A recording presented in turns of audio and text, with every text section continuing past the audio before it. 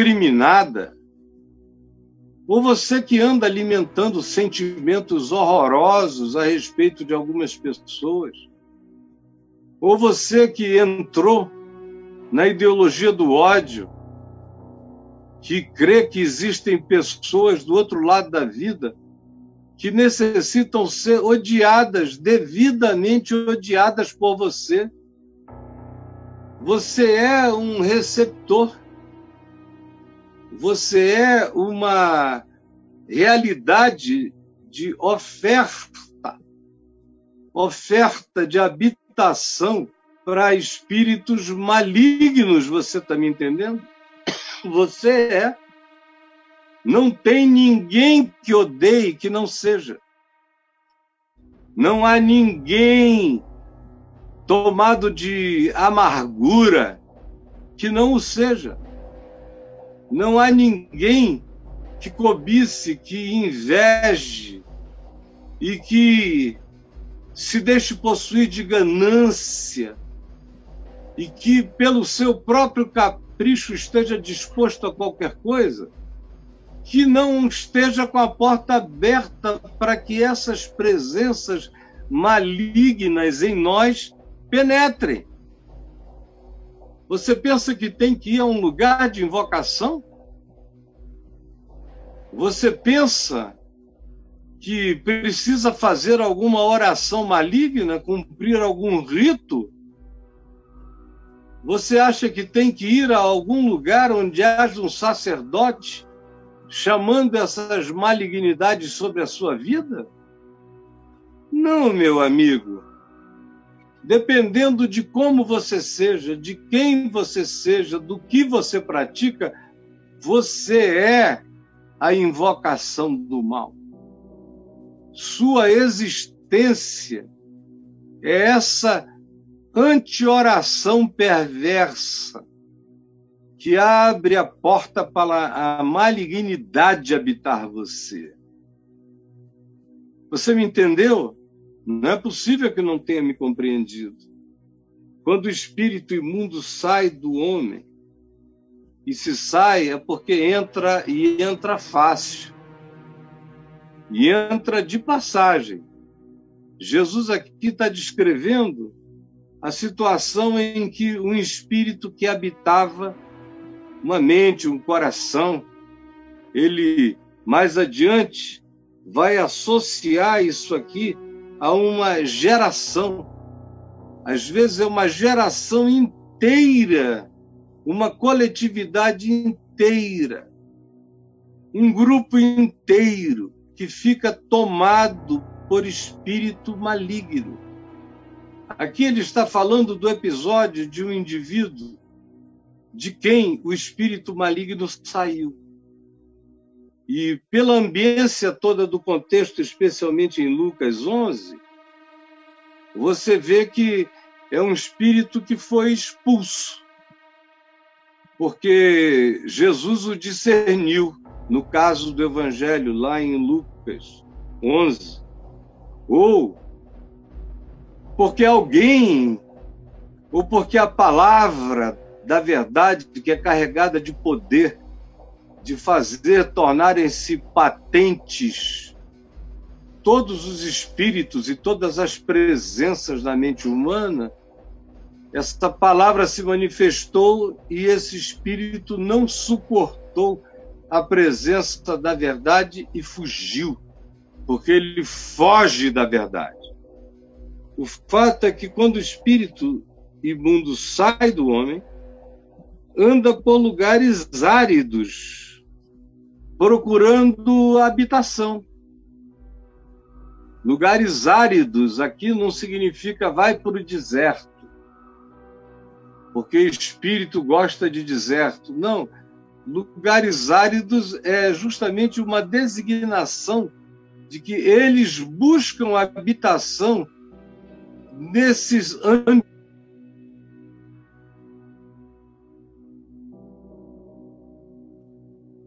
Eles buscam habitação nos ambientes inférteis da existência, nos ambientes onde nada de vida é produzido, nos ambientes onde não há nada frutuoso sendo gerado. É nesses lugares aqui designados como os lugares áridos, os lugares da não-vida, do não-fruto, do não-amor, do não-refúgio, da não-sombra, da não-produtividade em favor do que se chame benéfico. Ele procura alguém que habite lugares vazios, ocos, áridos, dessignificados, sem presença do Evangelho. E quando ele, andando por aí, procurando um lugar para habitar, para se reencastelar, para possuir essa mente, esses impulsos, esses sentimentos, para degradar esses afetos de um coração oco e vazio, árido, aberto para a presença perversa, porque seja totalmente desocupado.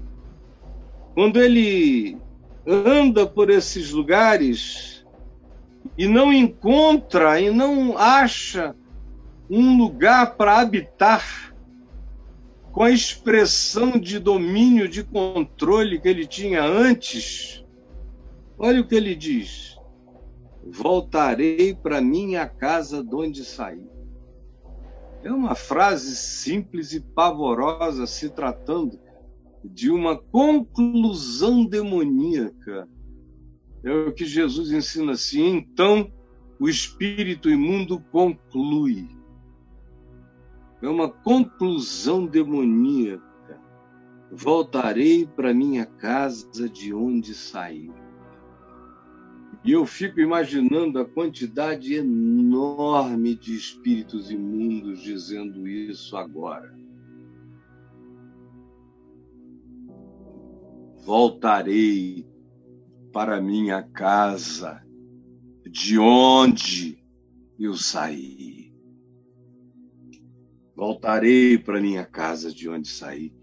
É interessante que ele sai, mas se a casa não é ocupada por um outro dono, ele considera essa casa dele. Ele diz: voltarei, com a tranquilidade de quem deu uma volta, não encontrou nada melhor e diz: vou voltar para casa. É assim. É uma coisa horrorosa se os demônios pensarem em você como uma habitação que seja propriedade deles. Você já imaginou isso? Que existe uma quantidade enorme de gente que é propriedade dele, acerca de quem ele pode dizer: ah, não encontrei nada melhor. Voltarei, olha a tranquilidade, voltarei para a minha casa,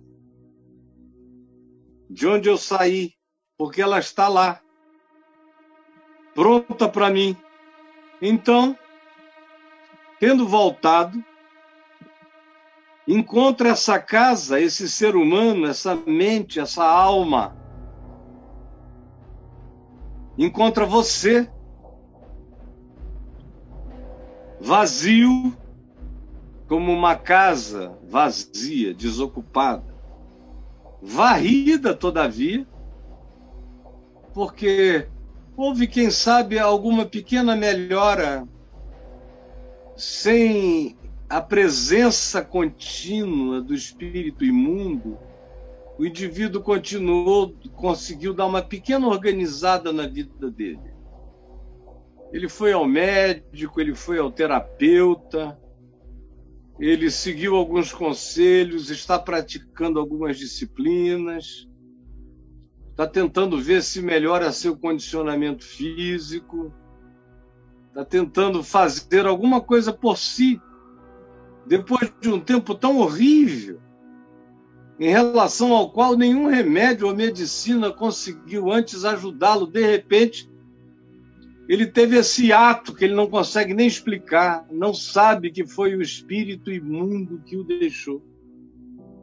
E agora está de volta e o encontra. Melhora um pouco. E aí ele diz: meu Deus, como isso está bom para mim. Aí vai e diz: eu vou habitar esta casa varrida, ornamentada. Eles mudaram até a mobília. Está muito bom para os festejos do inferno nessa mente, nesse coração. Então vai, preste atenção. É Jesus contando uma história, uma metáfora, para a gente entender o que acontece com a nossa interioridade. Então ele que encontra esses melhoramentos para o mal. Tem gente que se melhora para o mal. Então ele vai e leva consigo outros 7 espíritos, piores do que ele. Ele chama entidades mais fortes, mais malignas, mais perversas do que ele, para irem com ele habitar este lugar, que agora é uma casa interior vazia, varrida e ornamentada. Ele leva consigo 7 espíritos piores do que ele. E entrando, habitam ali, moram ali. E é tão comum a gente ver que as segundas experiências de pessoas que viveram situações horrorosas e que tiveram uma pequena melhora, não sabem nem porquê. Frequentemente foi completamente aleatório, randômico. Nem o médico consegue explicar por que a pessoa melhorou. Foram espíritos imundos, atormentadores, obsessores, que deixaram aquela pessoa por um instante, o espírito maligno que a atormentava, que a possuía, teve alguma pulsão de deixar por um tempo e ver se encontrava tormento maior para praticar. E não tendo achado nada tão adequado, porque constrói-se uma relação de natureza psicultural entre o indivíduo possesso e o espírito imundo. Eles se habituam um ao outro, eles criam uma relação de dependência e de codependência. É extraordinário como o próprio Evangelho nos dá conta disso, de que quando Jesus expulsa a legião de demônios do homem de Gadara, os demônios pediram que Jesus não os mandasse para fora daquele paizinho pequenininho, que é menos do que a gente pode caracterizar como país, porque eles estavam habituados, eles tinham se aculturado, e a cultura local os tinha assimilado, de modo que eles se miscigenavam, faziam parte, tinham se hibridizado com a cultura daquela localidade, tanto quanto eles se tornam híbridos com a cultura de indivíduos, com a psique, com o desenvolvimento do próprio indivíduo que se mistura, que vai se fazendo gradativamente um com o espírito maligno ou com os espíritos malignos, que vêm e que tornam agora esse segundo estado, como qualquer um constata que, em geral, qualquer segundo estado é pior do que o primeiro. Qualquer segundo estado. Já tem a acumulação das doenças anteriores, dos traumas anteriores, das perversidades anteriores, dos ódios anteriores, e agora, com essa reentrada e com a carga de 7 espíritos piores, essa malignidade toma dimensões que nunca se tinha experimentado antes, e você sabe do que eu estou falando. Você sabe exatamente do que eu estou falando, como as coisas se tornaram piores. Aí não é porque você não cai no chão estribuchando que você não piorou de diabos. Piorou de quê? De diabos. Se alguém pudesse fazer o diagnóstico, piorou de quê? Piorou de espíritos imundos na vida. E eu conheço muita gente que está cheia de espíritos imundos. Não caem, não babam, não têm crises semelhantes a uma crise epilética, são funcionais, são funcionários públicos, são políticos, são empresários, são comerciantes, são pessoas comuns. O diabo não faz acepção de pessoas. Mas, é claro, ele tem preferências. Ele prefere aquele que faz parte da torcida organizada do rancor, do ódio, da maldade, daquele que derruba cruzes. Ele tem uma preferência especial por esse que odeia aquilo que seja feito como memória do bem. O diabo tem uma preferência especial por esses que se tornam inimigos de toda tentativa humana de diminuir a dor do próximo. Esses são verdadeiras catedrais prontas para a habitação de demônios. São verdadeiros templos de Satanás. Como diz o Novo Testamento, são verdadeiras sinagogas de Satanás. E se o Novo Testamento estivesse sendo escrito nos nossos dias, ele diria, são verdadeiras igrejas de Satanás.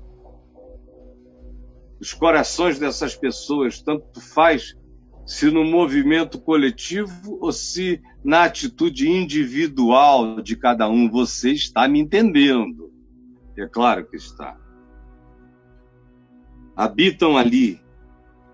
E o último estado daquele homem se torna pior do que o primeiro. Olha só como isso, além de acontecer com indivíduos, acontece com grupos, com partidos, com organizações dedicadas àquilo que o diabo gosta. Há grupos, há seitas, há organizações de natureza partidária que levantam as bandeiras do ódio, da raiva, da superioridade, do antagonismo, da antipatia, da vontade de matar, do desejo maligno, o que carregam no coração aquela determinação de tomarem o lugar do outro, não importa como, de possuírem o que é do outro. Quem tem o desejo e a determinação de possuir o que é do outro acaba possesso sem saber.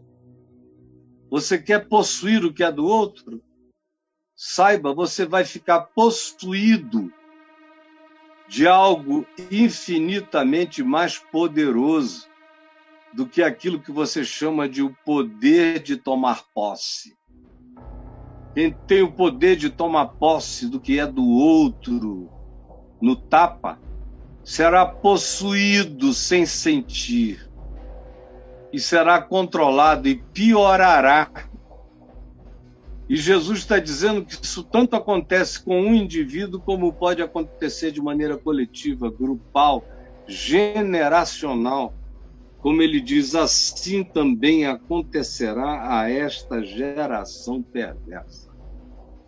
Veja como a perversidade e a manifestação e a possessão de espíritos imundos não se separam. Aonde você encontrar ódio, perversidade, aquele ente que baba de raiva, que divide o mundo entre os meus e os deles, aonde você encontrar esse tipo de atitude sem afeto, sem compaixão, sem misericórdia, onde você encontrar esse espírito da implacabilidade, aonde você perceber a existência do ciúme gerado pela perversidade ou da inveja perversa, ou do desejo de posse, de domínio completo, de tirania, de controle. Todo ser humano com obsessão por controle está repetindo o espírito maligno, o espírito satânico em si mesmo, porque é ele que tem a obsessão do controle. É ele que tem a obsessão da tirania, do despotismo. É o diabo que é déspota, que é tirano. É o diabo que quer tomar aquilo que não é dele, porque não há nenhuma alma humana nesse mundo que tenha sido criada por ele ou para ele. Ele é que é o invasor. Ele é que se arroga ao papel de determinar como as coisas serão. Ele é aquele que é o ladrão, como Jesus disse, que entra sorrateiramente, que muda as regras do jogo, que domina, que traz outros, que não quer saber, que piora tudo. Assim também acontecerá a essa geração. Nós estamos assistindo isso hoje. Nós estamos assistindo isto hoje. No mundo, em tantos lugares do mundo, em alguns, graças a Deus, nem tanto, mas em alguns outros, a gente vê uma geração inteira sendo possuída por espíritos malignos, como aqui no nosso país. Tem uma geração toda tomada pelo ódio, pela raiva, pelo rancor, pela vontade de controlar os outros, de expulsar, de tirar da reta. Você não consegue ver como essa geração está possuída por um espírito 7 vezes pior do que os anteriores. Você não consegue enxergar a aplicabilidade incontestável dessas palavras ao cenário que nós estamos encontrando todos os dias diante de nós. Jesus disse que seria assim. E só não é assim quando ele, o mais valente, vem e habita o coração da gente. Foi o que ele disse e deixou isso completamente claro para quem queira saber. Por exemplo, aqui em Lucas, no capítulo 11, ele diz: quando é que a gente pode ficar livre dessa vulnerabilidade que escancara as portas com o surgimento da nossa própria maldade, com o desenvolvimento dela, o que é tão fácil ficar ruim, é tão fácil ficar mal, é tão fácil ficar perverso. Meu Deus, eu conheço gente que há 5 anos atrás era gente boa, e eu encontro com essas pessoas hoje, elas se transformaram em gente ruim. Muitos dos que estão me assistindo aqui sabem do que eu estou falando. Seu pai era legal, virou um homem ruim. Sua mãe era gente boa, se tornou perversa. Sua família era uma família tratabilíssima, agradável. Agora é todo mundo hostil, com ódio. E não existe ódio sem diabo, você entendeu? Não existe ódio neutro. Não existe perversidade neutra. Não existe malignidade neutra. Não existe espírito de vingança neutro. Tudo isso já é pervadido e possuído e pulsionado pela presença, pelo espírito maligno. Jesus diz que o que pode nos salvar disso é uma coisa só. Não adianta só fazer um curso de um coach. Não adianta a programação neurolinguística, não vai te salvar disso. Te melhora para fazer a casa ficar varrida e ornamentada, mas não ocupada. Ela dá uma varridinha, uma mobiliada nova, dá uma pequena melhorada cenográfica, mas não te habita com o poder de fazer com que nenhuma malignidade mais te penetre. Isso aí é outra história que transcende a Freud, a Jung, a Lacan e a quem mais você admire. Isso aqui habita uma outra dimensão, que é o que Jesus diz. Ele tinha acabado de expulsar um espírito imundo, um demônio que fazia um indivíduo se tornar mudo. E quando o demônio saiu do indivíduo, o indivíduo passou a falar e as multidões se admiraram. Então os religiosos disseram que Jesus expulsava demônios pelo poder do diabo, de Beelzebu, que era uma figura diabólica, era uma nomenclatura diabólica bastante usada nos dias de Jesus pelo povo em geral. Ele expulsa demônios pelo poder de Beelzebu. Aí Jesus disse, e se eu expulso os demônios por Beelzebu, Lucas 11, verso 19, se eu expulso os demônios pelo poder de Beelzebu, por quem os expulsam os vossos filhos? Por isso, os filhos de vocês que estão expulsando demônios vão ser os juízes de vocês. Quando vocês dizem que eu expulso o demônio pelo poder de Beelzebu, os filhos de vocês, religiosos judeus, estão expulsando demônios pelo poder de quem? Significando que, nos dias de Jesus, havia pessoas piedosas do judaísmo que expulsavam demônios em nome do Deus de Israel, e os demônios saíam. Se, porém, Jesus diz, eu expulso demônios pelo dedo de Deus, pela mão de Deus, é porque certamente é chegado o reino de Deus sobre vós. Se eu chego e digo meramente pela palavra, e a minha palavra tira demônios da mente e do coração, o Evangelho tira demônios da mente e do coração, é porque o reino de Deus chegou sobre vós, o reino de Deus. Vocês não podem entender que quem chegou é maior. Prestem atenção nessa parábola da ocupação benfazeja, bendita, do reino de Deus, habitando o coração e livrando a mente e a alma humana, ou salvando toda uma geração possuída pelo mesmo espírito maligno do ódio. Quando o valente, bem armado, guarda a sua própria casa, ficam em segurança os seus bens.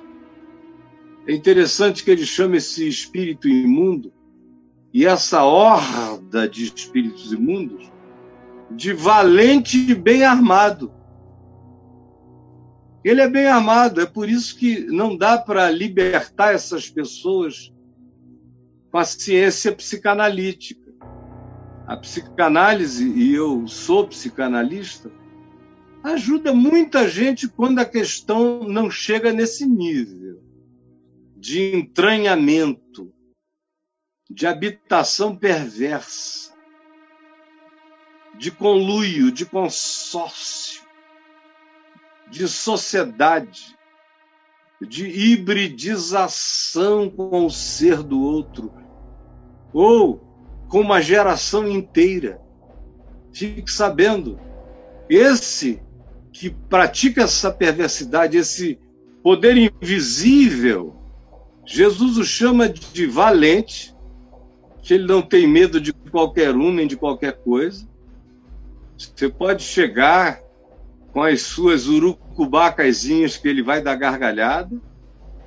Você pode chegar e deitar o cara no divã e dizer, vamos conversar e tratar sobre esse assunto, que ele vai dar gargalhada.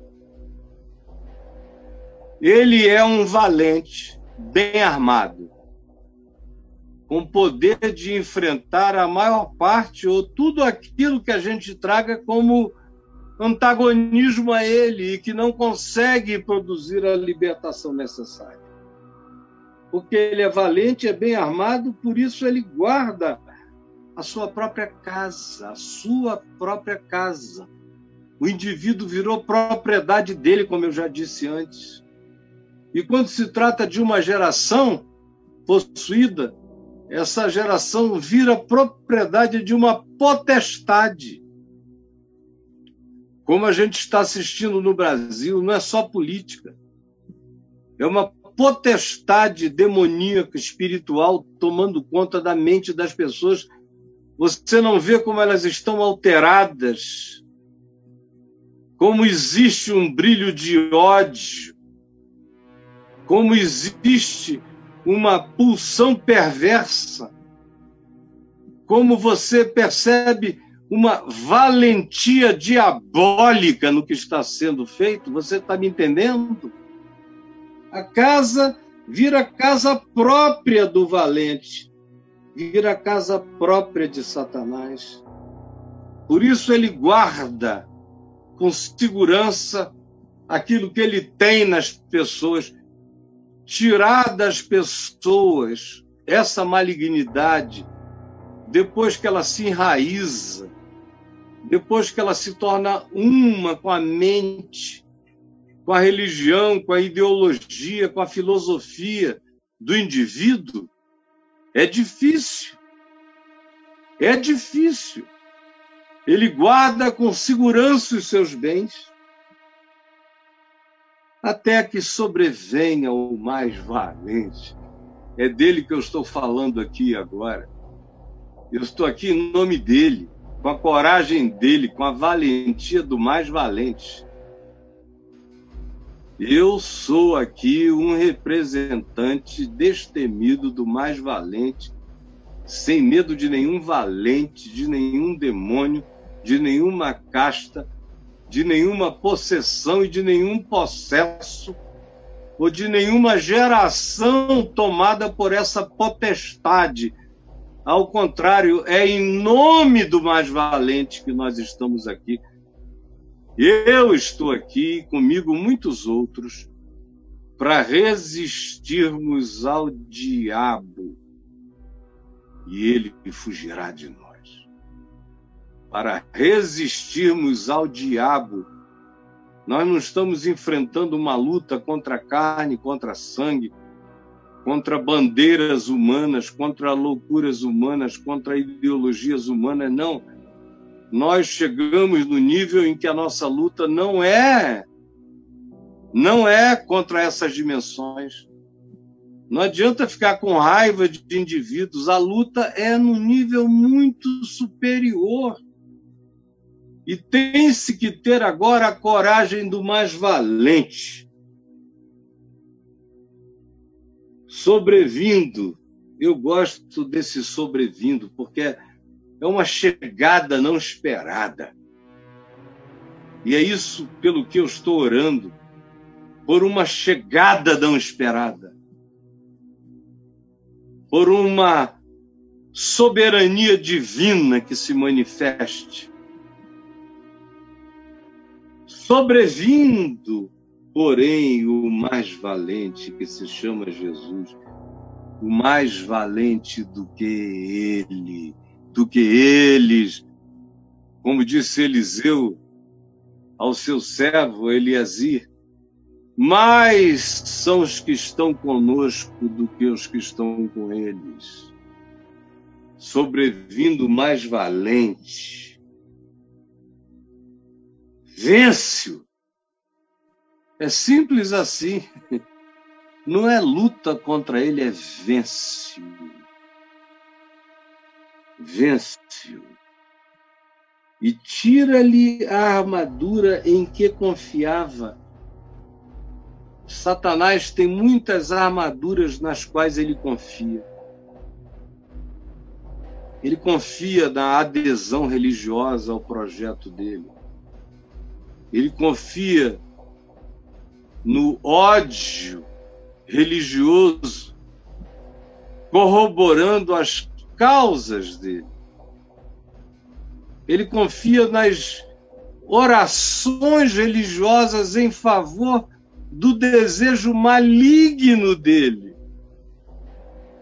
Ele confia na nossa adesão, na adesão daqueles que se diziam crentes àquilo que é a proposta dele.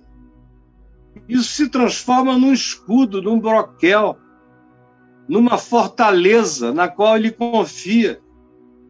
Ele confia no nosso compromisso, ou no compromisso humano de uma geração inteira com o ódio, com a marcha do ódio.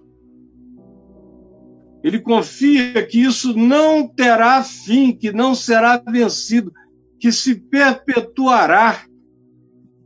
Mas ele não sabe que haverá de sobrevir um mais valente e que virá de onde não se está esperando. Virá de onde não se está esperando. E vence-o. E tira-lhe a armadura. O despoja.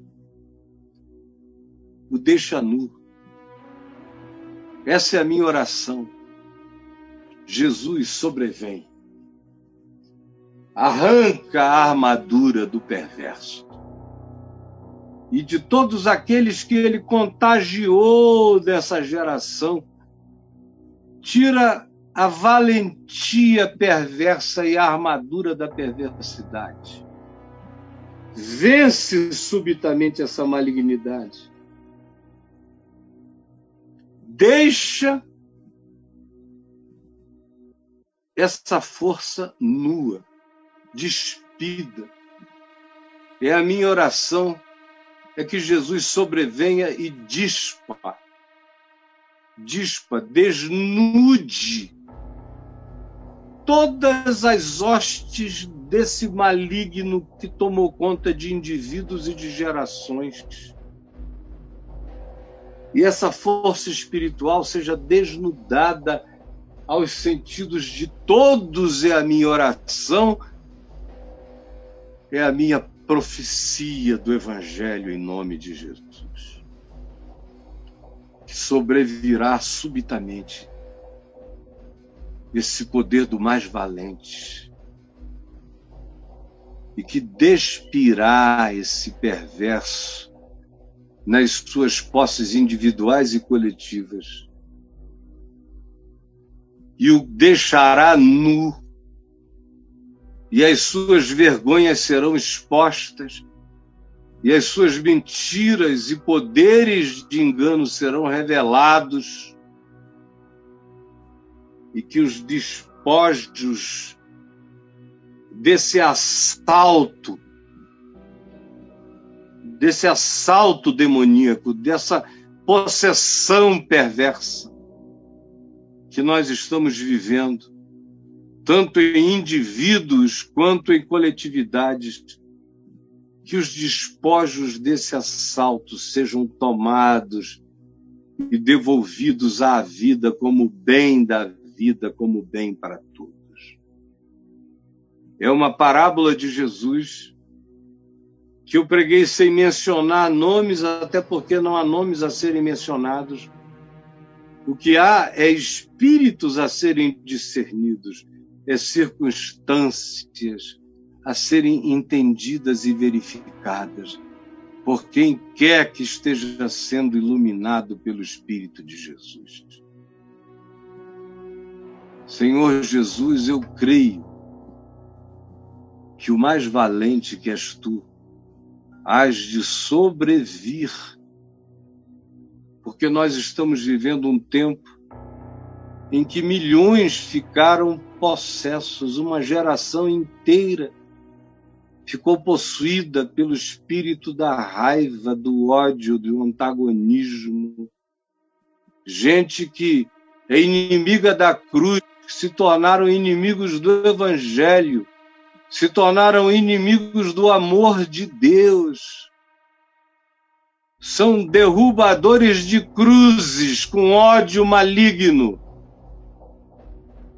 Eu quero te pedir que esse espírito, que não tem mais para onde se esconder, que já está revelado e manifesto pela tua palavra, que é viva e eficaz e é mais penetrante do que qualquer espada de 2 gumes e é apta para penetrar mente e coração, para separar juntas de medulas e para tornar manifesto todos os pensamentos e propósitos do coração, para patentear, para virar para a luz a cara que estava escondida e que agora está exposta, descoberta e desnudada.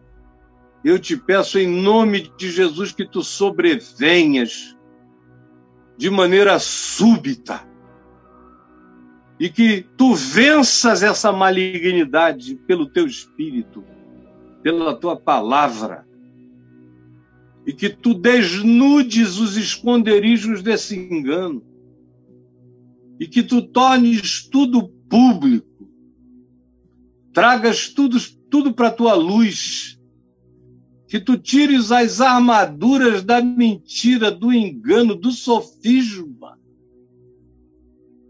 que tu derrubes os encastelamentos do engano entre nós e que tudo fique nu e descoberto ante os olhos daquele a quem temos que prestar contas. Que a possessão generacional, que essa potestade maligna que tomou conta dessa geração seja assustada pela revelação do mais valente nos lugares celestiais.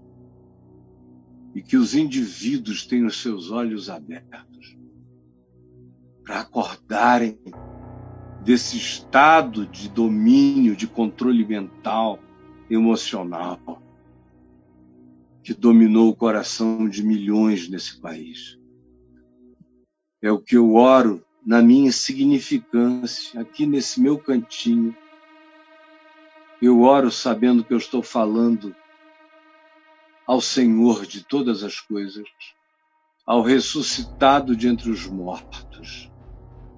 Eu estou falando a anjos, a arcanjos, eu estou falando a principados e a potestades, àqueles que dizem, eu conheço a Jesus e sei quem é o Caio.